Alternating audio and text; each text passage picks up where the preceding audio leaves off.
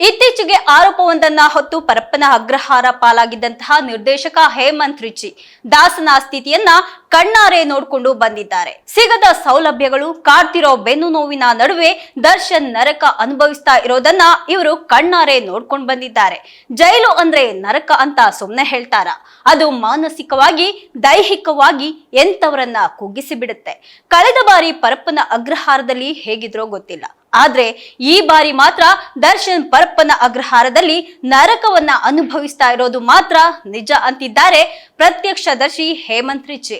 ಜೊತೆಗೆ ಚಾಮುಂಡಿ ದೇವಿ ಫೋಟೋವೊಂದನ್ನ ಇಟ್ಕೊಂಡಿದ್ದು ದರ್ಶನ್ ದೇವಿ ಎದುರು ಪ್ರಾರ್ಥನೆಯನ್ನ ಮಾಡ್ತಾ ಇದ್ದಾರಂತೆ. ಈ ಹಿಂದೆ ಕೂಡ ನ್ಯಾಯಾಧೀಶರ ಮುಂದೆ ದರ್ಶನ್ ನನಗೆ ಚೂರು ವಿಷ ಕೊಟ್ಬಿಡಿ ಅಂತ ಹೇಳಿದ್ರು. ಈಗ ದರ್ಶನ್ ಪರ ವಕೀಲರು ಅವರಿಗೆ ಮರಣ ದಂಡನೆ ಕೊಟ್ಬಿಡಿ ಅಂತ ಹೇಳ್ತಿದ್ದಾರೆ. ಅಲ್ಲಿಗೆ ಜೈಲು ದಾಸನಿಗೆ ಅದ್ಯಾವ ಪರಿ ಮರಣ ವೇದನೆ ಕೊಟ್ಟಿರಬಹುದು, ನೀವೇ ಊಹೆ ಮಾಡಿ.